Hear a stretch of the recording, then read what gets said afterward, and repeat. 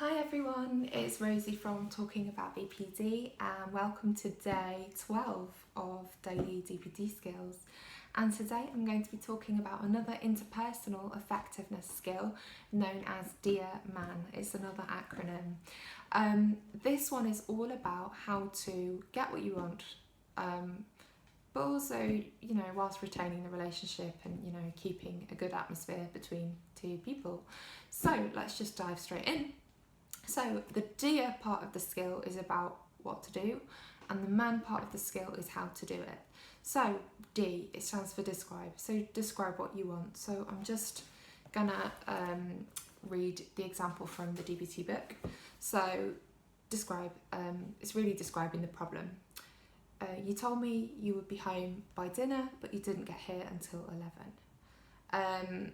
So that's describing, right? There's no emotion involved, it's just simply describing what happened. E stands for express.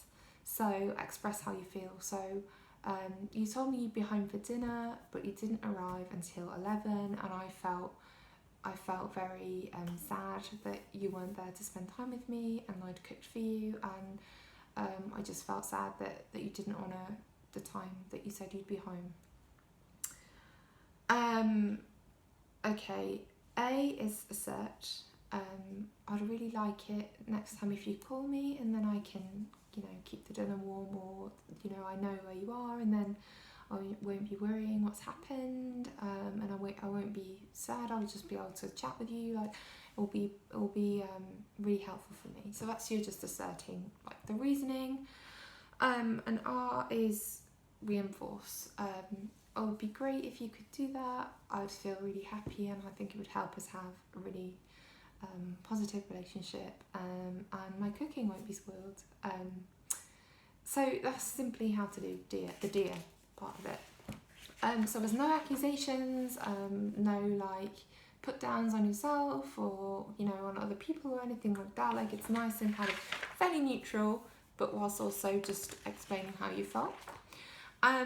And the man part is mindful, so focusing on your goals, so focusing on what you need to communicate, not going off track, you're just describing, expressing, asserting, reinforcing. And you can do that several times if the message is kind of lost in translation. You can keep doing that, but just make sure you stay on the topic.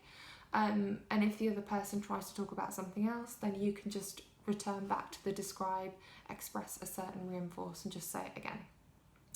A stands for appear confident. So this is just about delivery, eye contact, looking up, like body language is open. There's no like any of this or any of this. It's just like quite neutral, just appearing confident.